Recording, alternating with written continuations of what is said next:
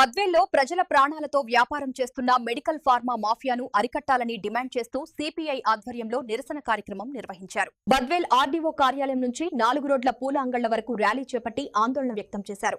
ఈ సందర్భంగా సిపిఐ జిల్లా కార్యవర్గ సభ్యులు వీరశేఖర్ మాట్లాడుతూ రాష్ట్రంలో ప్రభుత్వాలు మారుతున్నప్పటికీ మెడికల్ డ్రగ్స్ మాఫియాను నియంత్రించడంలో విఫలమవుతున్నాయని తీవ్ర స్థాయిలో ఆగ్రహం వ్యక్తం చేశారు. విచ్చలవిడిగా నకిలీ మందులు అమ్ముతున్న వారిపై కఠిన చర్యలు ఎందుకు తీసుకోవడం లేదని ప్రశ్నించారు.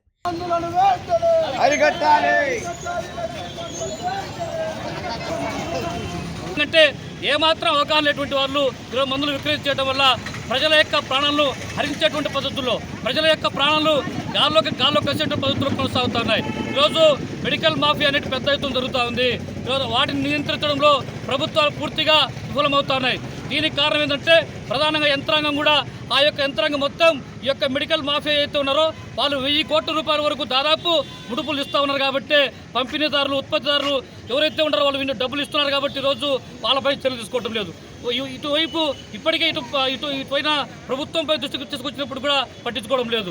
ఈరోజు కార్పొరేట్ సెక్టర్ అంటే కార్పొరేట్ ఆసుపత్రుల్లో సరైనటువంటి వైద్య సేవలు లేవు. విచ్చలవిడిగా మరి ఈరోజు పరీక్షల పేరుతో లేకుంటే మందుల పేరుతో లక్షలాది రూపాయలు గుంజుతూ ఉన్నప్పటికీ కూడా ఈరోజు ఎక్కడ కూడా చర్యలు లేవు. మరి ఈరోజు ఎన్టీఆర్ వైద్య సేవలు సరైనటువంటి పద్ధతుల్లో కొనసాగటం లేదు. వీటన్నిటిపైన కూడా పెద్ద ఎత్తున ఈరోజు ఆందోళన చేస్తూ ఉన్నాం. ఈరోజు అంతెందుకు కడప జిల్లాలో ఉండే అధికారులు కూడా డిఎంఎడ్స్ ఏమైనా కళ్ళు మూసుకోండారా? బద్వేలు పట్టణంలో ఉన్నటువంటి మెడికల్ షాపుల్లో అనుమతులు లేవు. ఈరోజు క్లినికల్ ల్యాబుల పేరుతో పెట్టి మరి అక్కడే పూర్తిగా ఆర్ఎంపీ డాక్టర్లు అని చెప్పేసి కొంతమంది ఈరోజు మొత్తం కూడా మందులు పంపిణీ చేస్తూ ఉన్నారు. ప్రజల యొక్క ఆరోగ్యం కాపాడుతామని చెప్పి అంటూ ఉన్నారు. వేల రూపాయలు గుంజుతూ ఉన్నారు. ఈ సెంటర్లో ఉన్నటువంటి మరి ఈరోజు బాలాజీ మెడికల్ స్టోర్ అందులో ₹1 మాత్రం ₹10 అమ్ముతూ ఉన్నారు.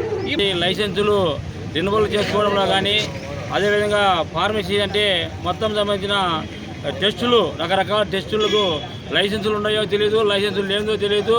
ఎప్పుడో స్టార్టింగ్లో లైసెన్సులు తీసుకుంటే ఇప్పటికి కూడా ఏ ఒక్కరు కూడా చాలామంది రెన్యువల్ చేసుకోలేని పరిస్థితి.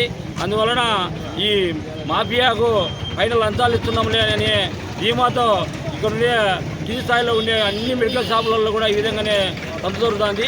అందువల్ల అంటే మెడికల్ గతంలో ₹10 తీసుకపోతే 2 ట్యాబ్లెట్లు జ్వరానికి సంబంధించిన ట్యాబ్లెట్ ఇచ్చారు. ఈరోజు ₹50 నోటు తీసుకపోతే ఒక పూటకు మాత్రమే వస్తుంది. నొప్పులు మాత్రం కానీ జ్వరం మాత్రం కానీ అన్నీ విపరీతంగా రేటు ఎంతంటే అంత అమాంతంగా పెంచేసి ఇంత రేట్ అని చెప్పి ఏ ఒక్క షాపులో కూడా బిల్లు ఇచ్చేది పనుకోలేదు. మెడికల్ స్టోర్లో వచ్చేసి ఏ షాపులో కూడా ₹100 కానీ 200 కానీ 500 కానీ ₹1000 తీసుకున్నా కానీ మందులు తీసుకున్నా కానీ ఏ ఒక్కరు బిల్లు ఇవ్వడం లేదు. ఇది చాలా దుర్మార్గమైన చర్య. జిల్లా ఉన్నతాధికారులు వెంటనే చర్యలు తీసుకొని ఒక పక్క క్లినిక్ పైన మరో పక్కన మెడికల్ పైన మొత్తం అన్ని చర్యలు తీసుకోవాలని చెప్పి భారత కమ్యూనిస్ట్ పార్టీ సిపిఐగా మేము డిమాండ్ చేస్తున్నాం.